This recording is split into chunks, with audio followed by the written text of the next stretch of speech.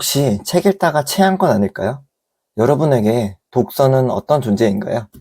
취미? 아니면 공부? 저는 어릴 때부터 책과 담을 쌓고 살았습니다. 독서는 독후감을 써야 하는 골칫거리였고, 독서는 교양인들만 누리는 취미라 생각했습니다. 자연스레 독서와 저는 거리가 멀어졌죠. 그리고 지금 30 중반 아저씨가 되어 한 가지를 깨달았습니다. 독서는 가볍게 시작해야 한다는 것을요. 우리가 쇼츠에 빠지는 이유가 뭘까요? 쇼츠를 보고 쇼츠 감상문을 쓸 때가 있을까요? 그냥 아무 생각 없이 가볍게 보기 때문에 쇼츠를 계속 보는 거죠. 어떠한 의무감도 없이요. 독서도 마찬가지입니다. 꼭 외우지 않더라도, 꼭 1시간 동안 읽지 않더라도 읽는 동안 재밌으면 되는 거고요. 출근길에 가방에 넣고 가는 것만으로도 충분합니다. 표지는 봤으니까요. 제가 산 증인입니다. 워낙 내향적이고 모임보다 혼자 있는 걸 좋아했던 저인지라 2021년부터 4년 동안 책만 읽었습니다. 그동안 다른 변화는 없었냐고요? 네, 2022년에 딸 꼬맹이가 가족이 된 것 말고는 제 인생에 큰 변화는 없었습니다. 물론 육아를 한다고 인생 곡선이 갑자기 우상향하는 말도 안 되는 이벤트는 벌어지지 않고요. 어려운 책 읽지 않았습니다. 끌리는 책만 읽었어요. 암기 하지 않았습니다. 마음에 드는 문장에 포스트잇만 붙이면서 읽었습니다. 이 악물고 읽었냐고요? 틈날 때마다 읽었습니다.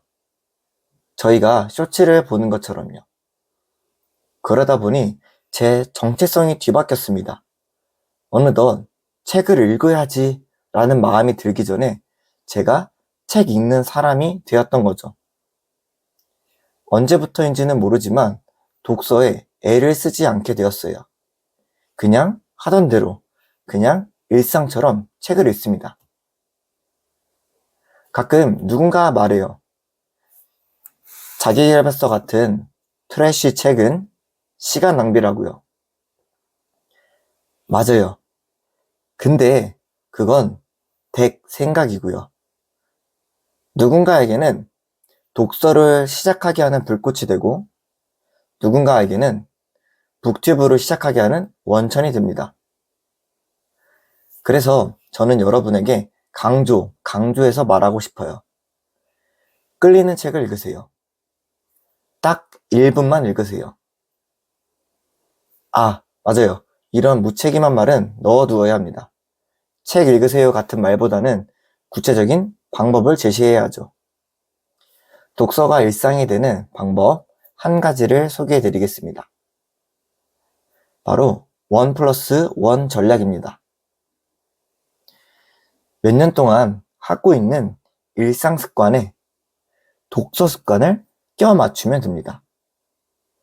예를 들어 매일 아침 일어나는 건 무조건 해야 하는 습관이잖아요. 아침 기상 플러스 책상에 앉기로 습관을 만듭니다. 책상에는 이미 책 한 권이 놓여 있는 거죠. 제가 평소에 자주 썼던 방법은 이불 펴기 더하기 베개 위에 책 올려두기입니다.